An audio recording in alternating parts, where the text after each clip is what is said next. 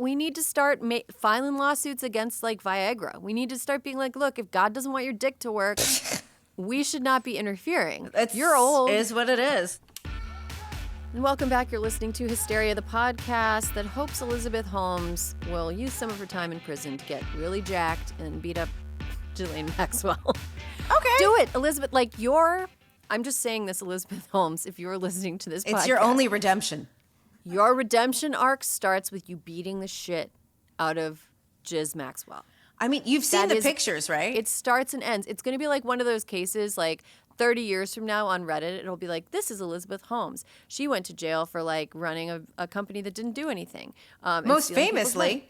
Yeah, but she became famous by being released from jail because she beat the shit out of renowned child sex trafficker Ghislaine Maxwell. Please do what the president won't. Beat her up. Do something. I am endorsing violence against her. I really, Elizabeth, I think you can do it. Backup suggestion, Jen Shah. But I think Elizabeth is more equipped. She's like more statuesque. I think she's got a bigger frame. But she also, do you see the pictures of her working out? Yeah. She's going to need to start like pyramiding that up. You know, you want to bulk up a little bit. You got to pyramid that up. Do a couple like little hit routines. Get those burpees going.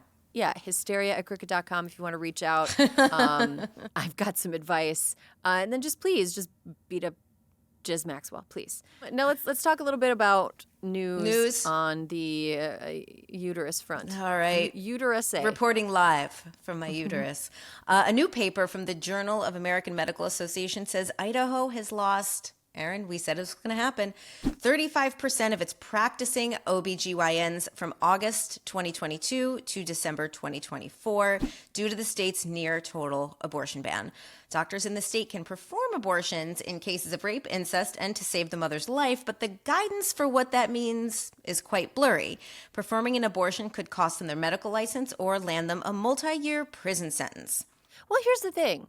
Your state, there's literally 4 beautiful states, like accessible, 2 of which have much more humane laws when it comes to the practice of obstetrics and gynecology, Washington and Oregon. You could also go to Montana. It's a little bit like you're not going to get thrown in a gulag for practicing medicine. Right. If you live Still in not Montana. great, but right. Good. Better. Utah, not awesome, but better than Idaho. Like everything around you, if you're an OBGYN, literally everything around you is better than where you are. Right. Right? A little more expensive, but why wouldn't you leave? Of like course. A rational person, of course, would leave. But like the poor women who are stuck in Idaho, that is so far to drive to find an OBGYN. It is. It's awful. And, you know, we've talked about the plight of women in Idaho as well. Like women who have had like wanted pregnancies, who have sought emergency care, have been helicoptered. Right. Like what a waste of resources. What a foolish endangering of somebody's health and fertility. Like what a fucking ridiculous, like it's so silly. Well, it's like true. And when you lose that percentage, you know what else shuts down? Maternity wards, hospitals. Like it's really like what is to become like your life in Idaho. You are becoming very quickly residents of a like patriarchal third world country. Essentially, if you're a woman, you are like it's really really crazy. And like I get that not everyone can pick up and leave, and I get like there's an association with home. Like you were born and raised there. Like why should you move? They're the one who fucking sucks, you know. Like but. It gets to a point where, like, a rational person with the means and ability to leave, it's kind of hard to justify staying there, whether you're a reproductive woman, whether you're someone who loves reproductive women, whether you're a person who practices reproductive medicine. Why would you stay? Why would you stay? Especially even if you're someone who actively wants to be pregnant, why would you stay? Because you can't. It's not even just the fact that the OBGYNs have fled. It's that if something happens and you are in danger, you and your baby, no one's going to help you. Right. And, you know, there's been all this chatter recently about like the birth rate going down. Right. There was a CDC report that came out the other week saying that now I think the number of children per woman of reproductive age is like 1.5 something, which is low. It's like Western Europe low. So what I think is going to happen in the future is states that have more permissive and humane laws regarding reproductive rights and reproductive care are going to be more attractive to young families and young women in college, people starting their career. If you're a woman and you have a choice between living in California or living in, say, Texas, and you want to have kids in the next 5 years, why would you choose to live in Texas? So I feel like states are going to become attractive for families and for young people and for women who are of reproductive age. And there are other states that are just going to turn into all of these sad Great Plains Alaskas with an excess of young men with nothing to do and nobody to marry and nobody to do their laundry for them. It's going to end up being a place where states that are blue and more humane thrive because they're willing to create because they're hospitable. Framework. Right, they're able to create a legal framework where it's possible for women and families to thrive. Totally. And a lot of states are making it impossible. And I don't know how they're going to get out of the corner they've painted themselves into, unless the Supreme Court decided to restrict people's ability to travel from state to state. But that would require basically a dissolution of the entire Right. That'd be United States. Real problem. Yeah. That'd be a real problem. Well, Texas is facing a similar issue with a new survey reporting that around 20% of physician respondents are considering leaving the state. So that's not as dire as Idaho. Not nothing. That's a big-ass state with a lot of doctors, with a lot of really, really good medical facilities. I was having a conversation with a doctor not long ago. And they were talking, we were talking about match for med students and how there are some programs in red states that had nobody even apply. Really? To work. Yeah, because it's their training would be useless. You're an OBGYN, you need to be trained to do all the things an OBGYN can do. And in Texas and Idaho and other places, it is impossible for you to actually get the training that you need. So do you know why my eyes are watering?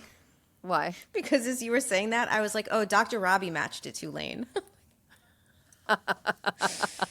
Pitt can't come back soon enough. But yes. God, when is the Pitt coming back? January. But I literally, Erin, my eyes, I was like, what's wrong with me? You were talking about matching. I'm like, of course, because Dr. Robbie matched at Tulane.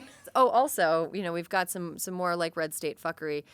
So shield laws exist in states like New York, California, Illinois, Vermont. There are laws that exist to prevent red states to enforce their laws outside of the jurisdiction of the red state. So in practical terms, that means if you're a Texas woman, you travel to Colorado to have an abortion, the doctor in Colorado can't get charged under Texas law because it's a Colorado doctor. They're not it's a different set of laws, right? In other cases, there's laws against distributing Plan B or misoprostol or the abortion pill. There are laws designed to make it impossible for women in states to get that. Arkansas is a state that is trying to fuck up people's ability to help women in red states in the following way. 16 Republican attorneys general called on Congress to ban shield laws from blue states, to ban shield laws, evoking the Comstock Act, which cannot get enough of the Comstock Act. They fucking love that little freak's law. That little freak. The Comstock Act, if you guys want a primer of it, we did an episode on it a couple years ago, and we did a pretty good in-depth interview with a person who wrote a book about the Comstock Act. But it's this weird law from the 1890s where this little prude man who's terrified of sex made it illegal to send pornographic materials in the mail, and that would include things like birth control, contraception, condoms, sex toys, naughty magazines, etc. But they love the Comstock Act now because it gives them a legal framework to ban things across state lines that they shouldn't actually be allowed to ban. Arkansas Attorney General Tim Griffith took it a step further. He sent a cease and desist letter to the website Plan C and Mayday Health, which help inform people about where to get birth control pills. So you can't even get the pills from Plan C or Mayday. It just is here's where you can go to get them via telehealth. He claims that referring to abortion pills as safe may make those websites liable for a lawsuit under the Arkansas Deceptive Practices Act. If the lawsuit is successful, the site could face civil penalties up to $10,000 a violation. In what world are they not safe, though? This is the whole part of the story that flummoxes me. I don't understand. It's safer than Tylenol. It's safer than Viagra. Let's start doing like That one. I'm serious. We need to start filing lawsuits against like Viagra. We need to start being like, look, if God doesn't want your dick to work, we should not be interfering. You're old. It is what it is. It's gross. Your balls are floppy. Like, you don't have a right to have a dick that works. It's part of the human process. Like, I think if you're older than 50, right? I think, like, if you're young and you have ED, that's, like, one thing. And I totally, like, my heart goes out to people that suffer from that. It sounds terrible. If you're over 50, if you're just, like, an old guy, you're just an old guy who wants boners. No. Right. I'm running for president, and this is my platform. It's a good platform. No boners. If God doesn't want you to get it up, you do not have a right to get it up. It's just how it is. It's just how it is. But like, and I'm like 50% being sarcastic there, because I do think, like, you know, maybe if old men had sex more, they would like leave everyone else alone. But I think that like it is ridiculous and something that they try over and over again to single out safe medications. Right. Like, well, because it's just a lie. Like, it's just also way safer than having a baby. Way safer than being pregnant. way safer than having a baby in Idaho. Yes. The longer you're pregnant, the less safe it is. Like, childbirth is fucking harrowing. Like, it is. If you ask anybody who's like recently had a baby, they'll be like, that, especially if it was their first baby, they'll be like, that was the craziest thing that's ever happened to me. It's fucking crazy. It can kill you. It does kill you. It kills people all over the place. Like, it's not uncommon to be maimed by it. So, like, why are we like, we better not let them do a thing? It's like banning, like, elbow pads. You know what I mean? Like, yeah, but, like, you know, maybe the elbow pad will, like, leave a chafe mark on my arm, but, like, I won't break my elbow, you know? Right. No, I fully agree with you. Hysteria is brought to you by OneSkin. Have you heard about OneSkin's Scalp Serum OS1 Hair? People are raving about it. I've been using it since they launched a few months ago, and I'm already obsessed. If you're familiar with OneSkin, you know about their patented OS1 peptide and how it's scientifically proven to target aging at the cellular level. It's what powers their skin and sun care. Now it's targeting age-related hair loss and thinning.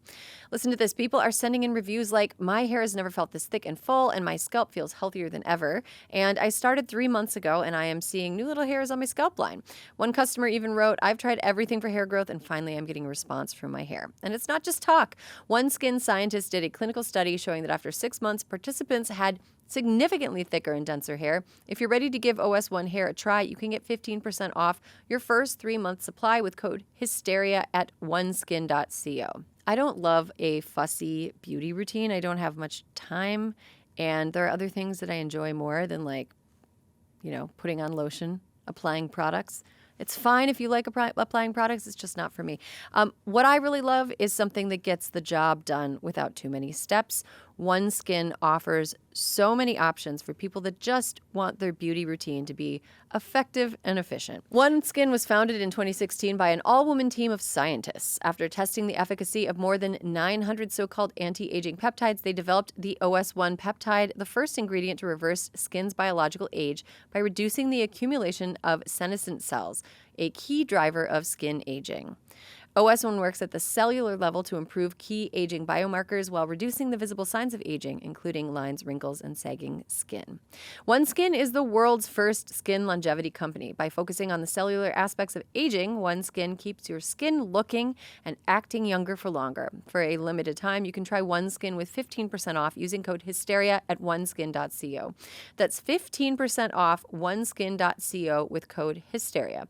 After you purchase, they'll ask you where you heard about them. Please support our show and tell them we sent you. Hysteria is brought to you by Smalls. I don't know how many people in the world are out there that have a cat in the 20-year club, but I've got a cat in the 20-year club, and she has really gotten disgusting. But I will take care of her until she no longer wants to be alive, because that is a responsibility of being a pet owner. Also, when she does finally decide that it's time to leave this mortal coil, I will be destroyed. Throughout her life, I've been really devoted to giving her the best food possible. Sometimes she ate better than me. And that's why when she was a little bit younger, before she had to be on her special kidney diet, which is gross, she was on Smalls, which is not gross. It's so much better than the other cat food. I miss being able to feed her Smalls. This podcast is sponsored by Smalls. If you're a listener to the show, you know that my cat loved Smalls before she had to switch to her disgusting food. To get 60% off your first order plus free shipping, head to smalls.com/hysteria for a limited time only. Smalls cat food is protein-packed recipes made with preservative-free ingredients that you'd find in your fridge. It's delivered right to your door. That's why cats.com named Smalls their best overall cat food. Thing I love about Smalls is so much pet food is like gross. I have this thing where like if I get like cat food gravy on my hand, I'm like grossed out by it. I immediately have to like scrub my hands and like get that shit off of me. It's awful. Smalls is not like that. It looks like real food. It doesn't stink up my house. And my cat really, really enjoyed eating it before she had to take her disgusting prescription food diet. Smalls also has a bunch of amazing treats and snacks that you can add to your order. After switching to Smalls, 88% of cat owners reported overall health improvements. That's a big deal, and that is probably part of the reason that my cat is now almost old enough to drink alcohol. Have a particularly picky cat? Smalls has a sampler so your cat can try everything Smalls has to offer. What are you waiting for? Give your cat the food they deserve. For a limited time, because you are a Hysteria listener, you can get 60% off your first Smalls order plus free shipping when you head to smalls.com/hysteria. That's 60% off when you head to smalls.com/hysteria plus free shipping. Again, that's smalls.com/hysteria. Okay, so here's a fun fact, not super fun. A lot of people rely on these sites to find out where to get abortion pills, especially because abortion access keeps becoming more difficult and more precarious. Plan C experienced a 625% increase in traffic in the days after Trump's 2024 victory. Yeah, I'm sure. A newly proposed Trump administration rule will prevent Department of Veterans Affairs hospitals from performing abortions even in cases of rape, incest, or threat to the mother's life. The rule would be revoking a Biden-era policy that allowed VA hospitals to provide abortion services to veterans and eligible family members, even in states with abortion bans after Roe was overturned. The rule has not officially gone into place, but if and when it does, it will be both a hit to reproductive and veterans' rights. Alyssa, why should women consider joining the military anymore? They shouldn't. There's absolutely no reason. This is among the most offensive things that they could do. You often have no control over where you are stationed, where you are lived when you are in the military. And when you get out, we should just fucking take care of our veterans. Like that just, it seems so simple. And I thought it's actually kind of like what Trump ran on. But again, Marjorie Taylor Greene, all the Republican women, they mean everybody but women. They want to take care of people. But like this to me is the most blatant misogynist, like just meant to be cruel. Imagine being also they don't give a shit about finding or dealing with sexual assault in the military anymore. So they have done Joni Ernst. Okay, you could have stopped Pete Hegseth, also sex pest, but you know, fine. And so this is what they've decided to do, and I think this is the most depraved, the most cynical. I think this is pretty fucking gross. Yeah. It is really gross for all the reasons that you said. Like, and I don't understand how we're trying to like militarize ourselves while making serving in the military less appealing than ever. Like, right. We're kicking out trans troops for some reason. Right. Like, 14,000. Like, it's just, it makes no sense. It's so ridiculous. We're making it even more dangerous than it already was to be like a woman who's serving. We're like, and also like why all of the promises that are being made to veterans right now, I feel like if I were in the military or like, ex-military, I would be really nervous about Trump, the guy who stiffs everybody, possibly stiffing me, you know? Yeah, of course. In slightly better news, a prominent OBGYN group has announced that it will no longer be taking federal money due to Trump's policies that are at odds with their mission and that would prevent them from providing evidence-based guidance. This is kind of like along the lines of your asshole great aunt who's super rich offers to pay for your house. And you're like, do I want that? Right. Or like offers to like help you buy a car. And you're like, do I want her involved in, you know what I mean? Right. And like, does her buying me a car mean I'm going to be driving her around all the time? Right. Does her buying me a car mean that she is going to be like a dick about who I date? You know, is her buying me a car means that she gets to be like, She gets to criticize like my career, or she gets to dictate that I have to go to law school. Like there's always, it's like you don't want strings attached. And Donald Trump and the Trump administration have made it clear that all federal funding has ideological strings attached. And so the American College of Obstetrics and Gynecologists has become like, we don't want anything to do with this. Right. We'll bootstrap it. We'll figure it out. We'll like eat cans of beans for lunch at the ACOG headquarters, like whatever. The HHS communications director, Andrew Nixon, told Axios, this is great news for the American taxpayer. Of course they're going to spin it like that. Thanks, Andrew. But for reference, ACOG Foundation has received $950,000 from the HHS department so far this year. Mm-hmm. 950, that's like less than one Trump golf outing, right? Honestly. So, like, okay, like, is it great news for the American taxpayer? No. Who fucking cares? I am glad that ACOG has the ability to, like, raise whatever money to make up the deficit that this federal funding would leave. Like, thank God for them, and I hope other medical organizations can do it too. But kind of like, this should be the whole point of our money, actually. Taxpayers should want these things funded. They bring like research and services and like... Right. I mean, I feel like universities should do this too. They should be like, all right, fine, take away the federal money. And just like start dipping into those like endowment funds until there's a new president. And then they could be like, we have our federal money. Right, we're back, okay? We endured, we're like, here, let's go. Yes, no, exactly. As long as they're good, I mean, they should tell us how we can support them, like the Corporation for Public Broadcasting. I mean, it's like... but good for them. I'm glad they can make it. I'm glad they can make do. They can get by. All right. So remember, one final story before we take a break. Remember when Trump called himself the father of IVF and just was saying, how can we forget? I love fertilization, and repeating that word in this like really gross way. Well, anyway, he said he would make IVF free or at least require insurance to cover it. And in response, I saw a lot of dumb bitches posting that they were going to finally be able to afford to have a baby on my TikTok algorithm. Mm-hmm. But according to the Washington Post, he has no plans to do so. And the reason these people are dumb bitches is because you can't trust Donald Trump when he makes promises. He just said it so you'd vote for him. Right. That's like it. And we knew it.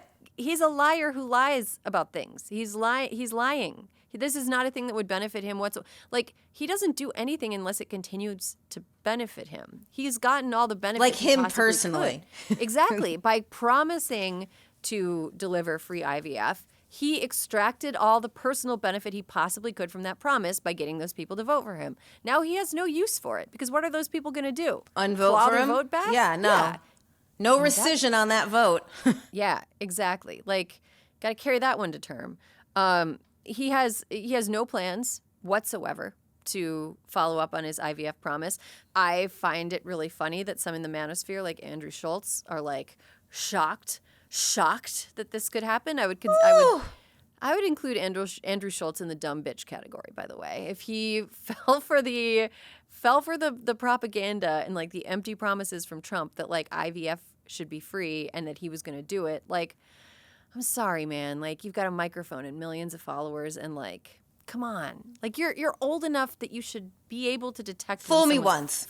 Like, yeah, like it's like foolhardy behavior. Like, he's a fucking liar. He lies. He lied. He lied, and you believed him. Why do you think that he doesn't want to pay for IVF? Do you think it's just as simple as the money, or do you think that he just is trying not to piss off? Because insurance companies told him to go fuck himself. Like, he was never going to pay. That's why it was so ludicrous when we talked about it the first time. It was never going to be him. He was going to have to talk insurance companies into covering it. And like... Yeah. There's also like so many steps that would have to happen. Like, I am totally in support of taxpayers supporting people having children however they want to. I'm completely in support of that. But the problem is, step one is like regulate the IVF industry. And like get those costs under control. Totally. And like apply some like real standards to like the fertility industry. Mm-hmm. Like make it so that they can't like mislead people about the efficacy of certain treatments, or like sweep under the rug how like inefficient some things are, or like misrepresent how unlikely people are to have. I don't know a single person who went to a fertility clinic to get checked out and wasn't told, I think you need IVF. Every single one. Every single one. And some of them did and were successful, and it was great for them. But some of them got pregnant naturally, like while waiting for their first appointment at like a non-zero number among like it's about half and half who like got pregnant outside of having to use a fertility clinic after being told by the fertility clinic that it was the only, they better just do IVF. Like the sales pitch aspect of it needs to be like reformed. The cost of it needs to be brought down. The way that women's pain is handled when they're undergoing those procedures needs to be managed better. Like there's a bunch of shit that needs to be unfucked within the fertility industry before we start being like, okay, now we need to like pay for it. You know what I mean? And again, I'm not against people having access to like whatever fertility treatments they need. I am against the way that the industry takes advantage of people. Absolutely. Rant over. All right. This is also bad news for pronatalists, right? Yeah. So sad for them. It's so sad. They should go protest. JD Vance is there's eyeliner running down his face right now. He's been crying so hard. All right, let's take a quick break. I had to get JD Vance had to catch a couple strays. He just has to. Gone almost an entire episode, and I'm like, oh yeah. When you said that, I pictured. There's like, he just looks like a Garbage Pail Kid. Mm-hmm. Do you know what I mean? Mm-hmm. Like when you say the eyeliner, I only picture that one cartoon picture of him where he looks like the perfect Garbage Pail Kid. Mm-hmm. Yeah, he looks like. Remember when Lauren Conrad cried on the OC and like her mascara ran? That's what I'm picturing. Do you know how many times I have seen that specific video on my TikTok in the past week? Yeah. Wow. Do you want to know why?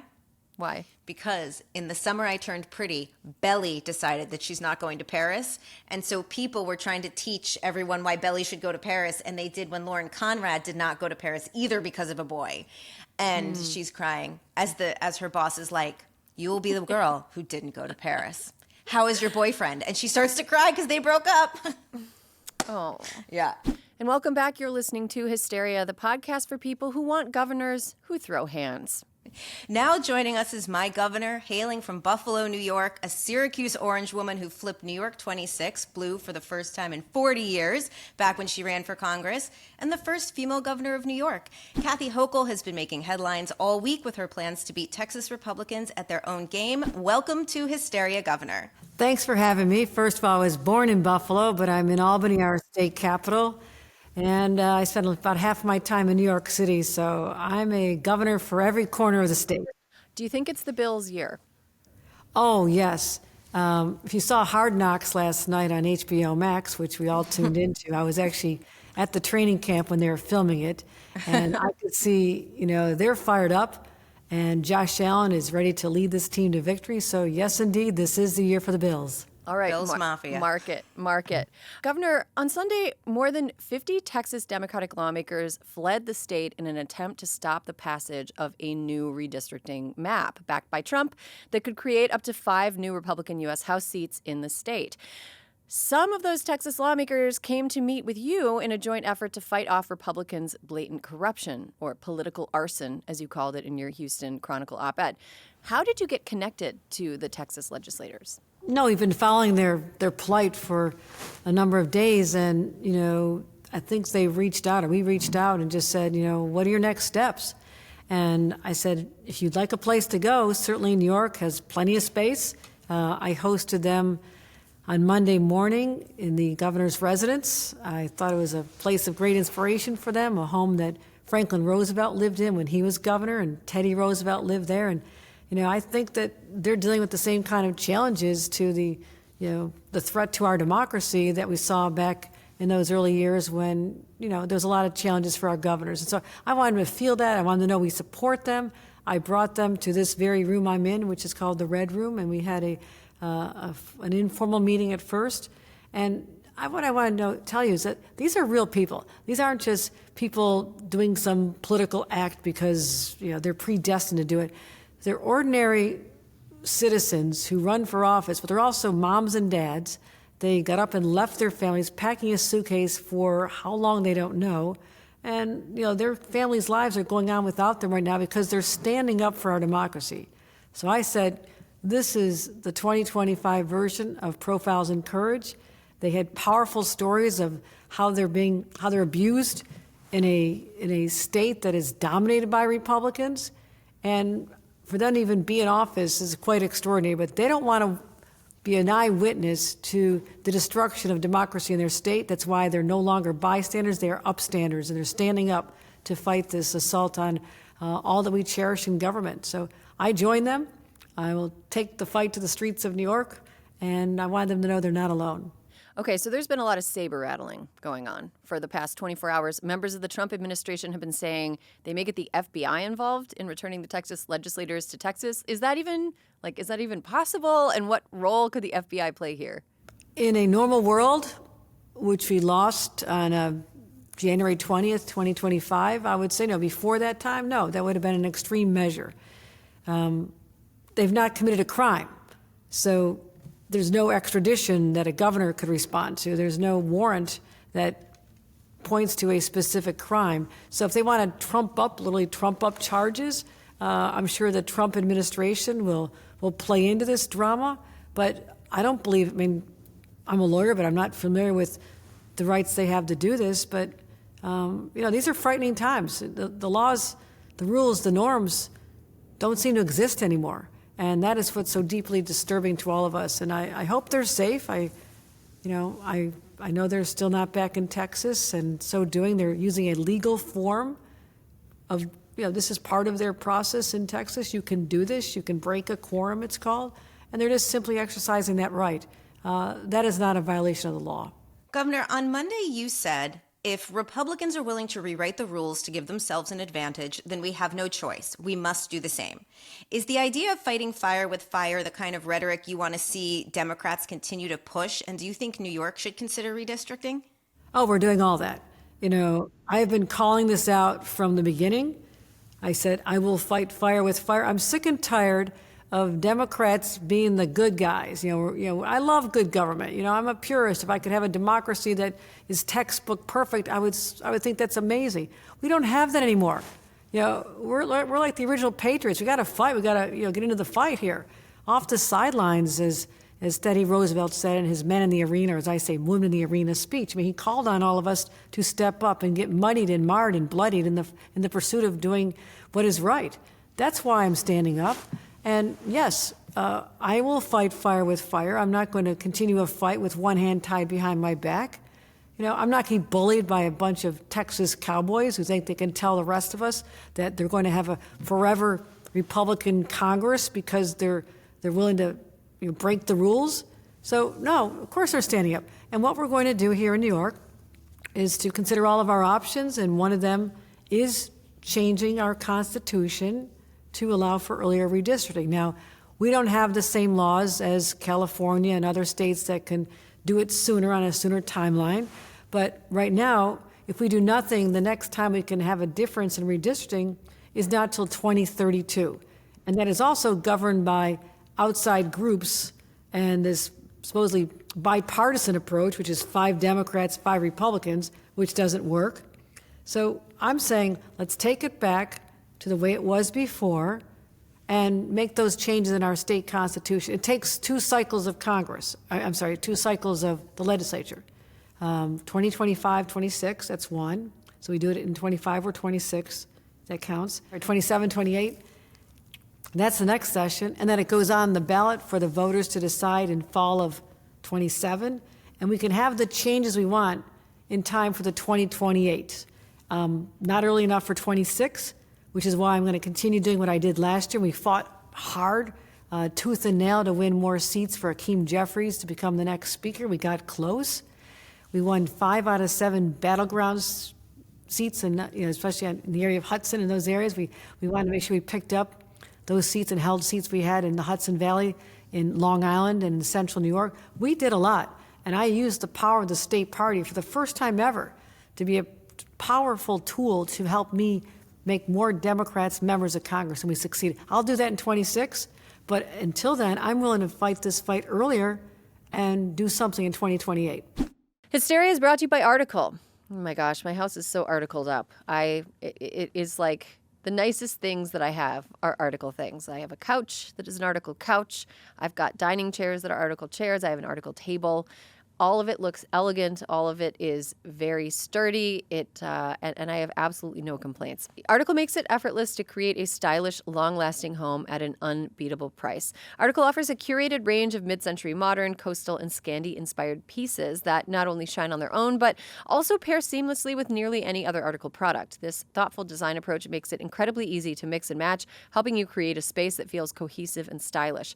Article takes great care in curating its collection, focusing solely on high-quality, meaningful pieces that will stand the test of time. There's no filler. Every item is chosen for its craftsmanship, design, and lasting value.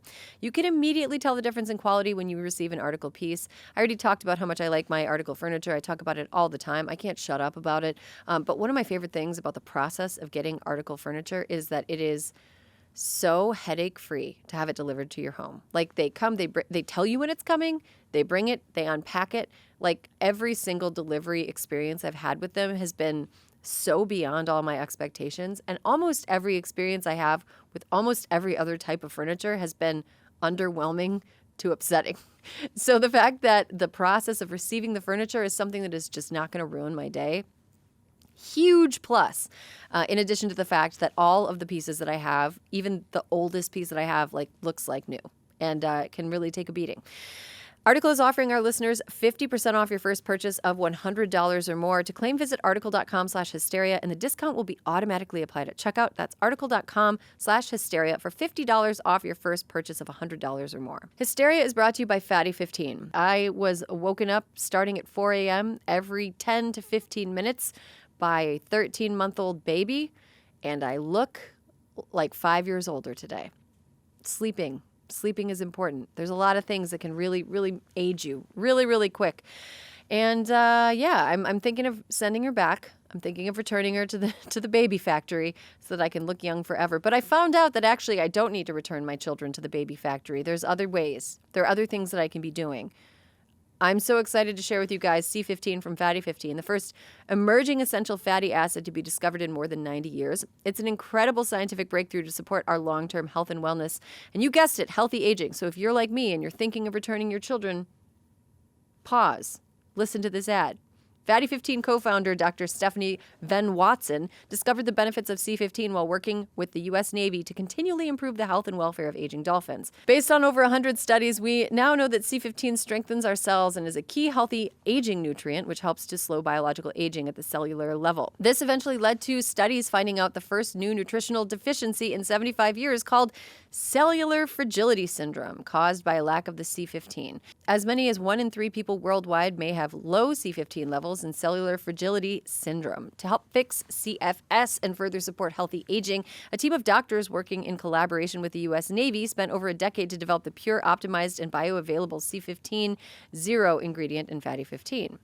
Fatty 15 is clinically proven to raise C15 zero levels, resulting in lower cholesterol levels, healthier liver function, improved gut microbiome health, and improved red blood cell health within 3 months. So, take it from me. 3 months from now, I will not be looking into where to send my baby in the mail. Best of all, Fatty 15 comes in a gorgeous reusable glass bamboo jar, and refills are shipped directly to your door.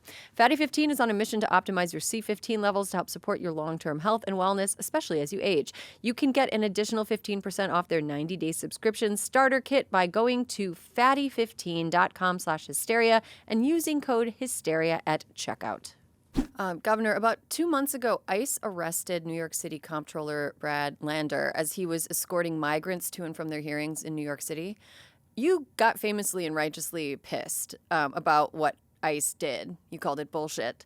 How is New York preparing for the possibility that the Trump administration might continue to pull stunts like this and ratchet up its immigration raids in New York in the coming months? They are. I'm in our state capitol right now. There were ICE raids in our city. And if they're rounding up known criminals with a record that are hurting New Yorkers, I want you gone as well. And I think Democrats need to lean into that argument and say, so we're not irrational about this. You know, you commit a crime, you should not be here.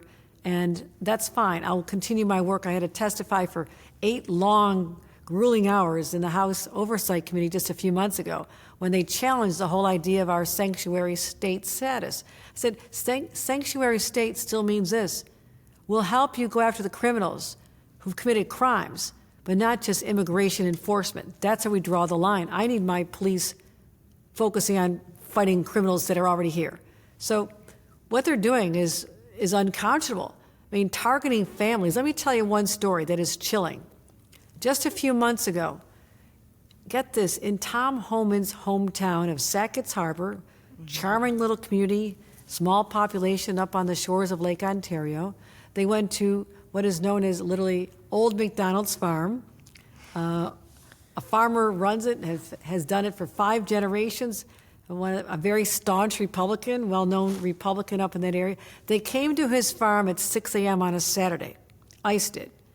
They had their guns drawn, wearing those damn scary masks, covering up their identities, burst into the home where a mom, her 3rd grade daughter, and high school twin sons were sleeping.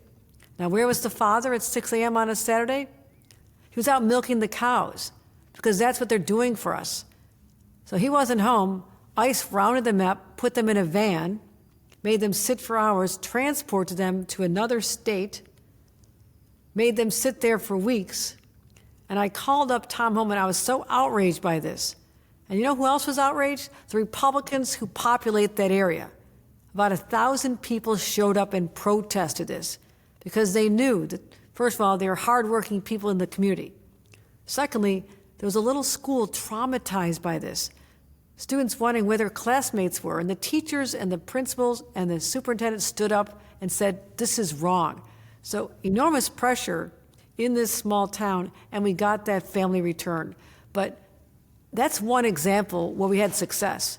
There are so many families that have been separated in our state. And what was happening when I went down and freed Brad Lander from confinement, as I said, it was bullshit. It was bullshit. I got asked the question, like, what do you think about this? Enough is enough. So I went down there. No one was helping me find out where he was. I had to wander around the federal building. It was after hours.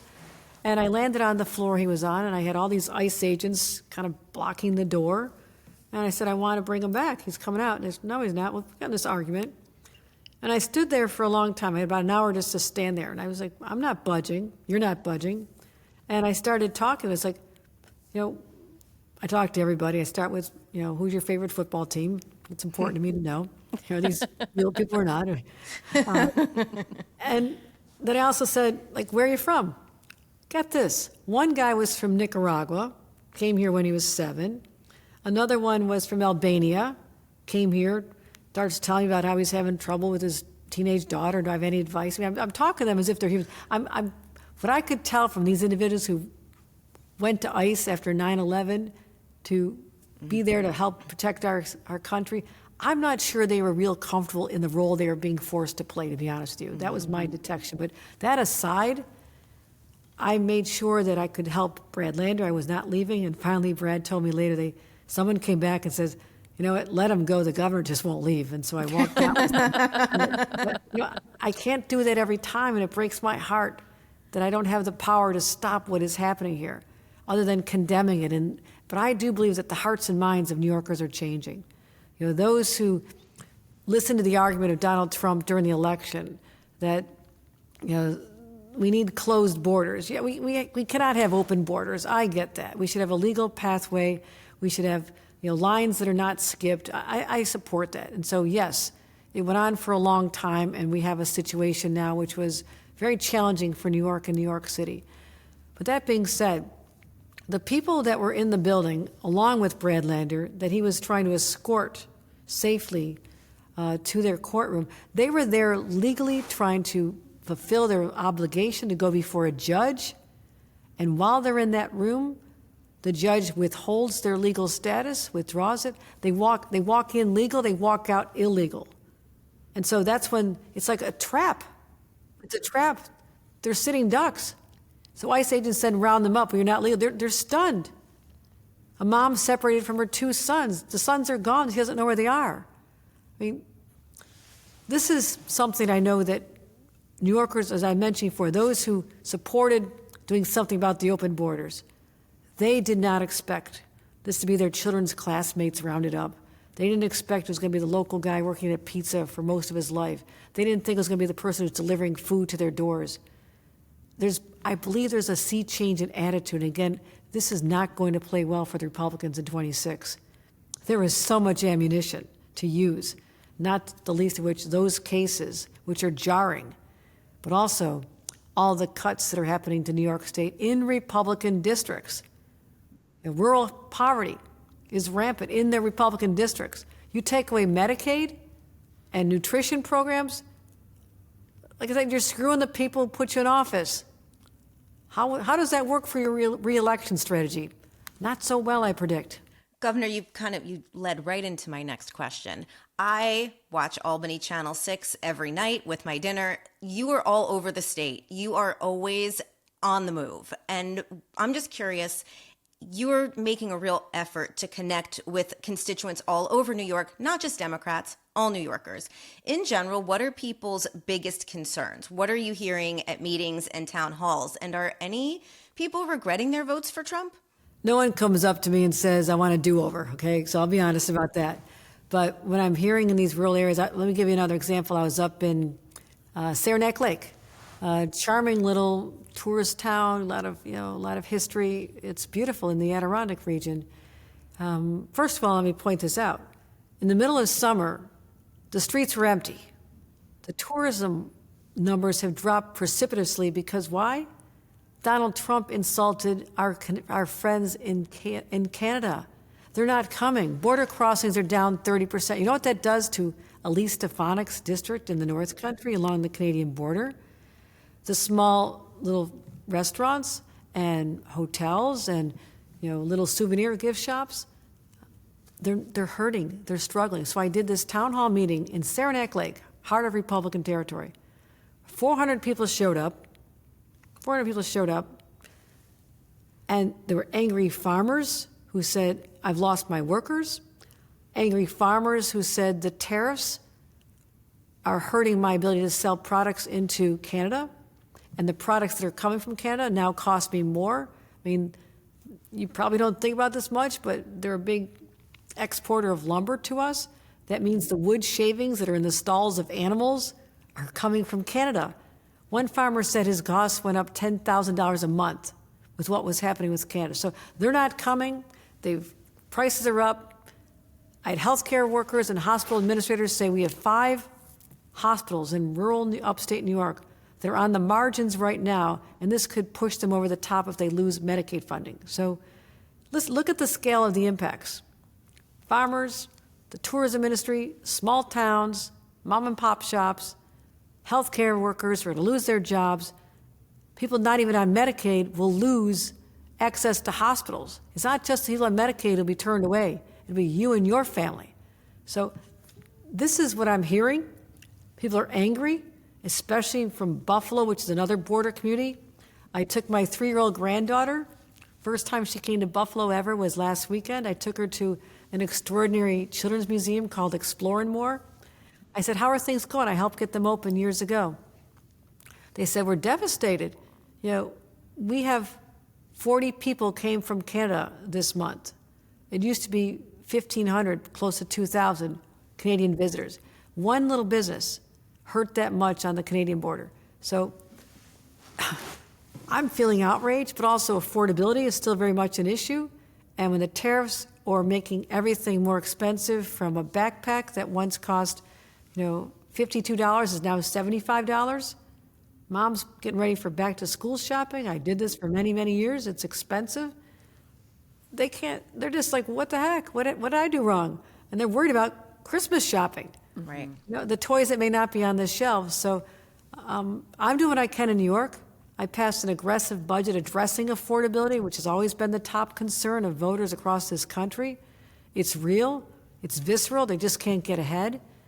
And I have $5,000 back in people's pockets with child tax credits, inflation rebates, a tax cut, the largest middle-class tax cut rate in 70 years, and covering the full cost of school breakfasts and lunches for kids. That saves a parent $1,600 per child.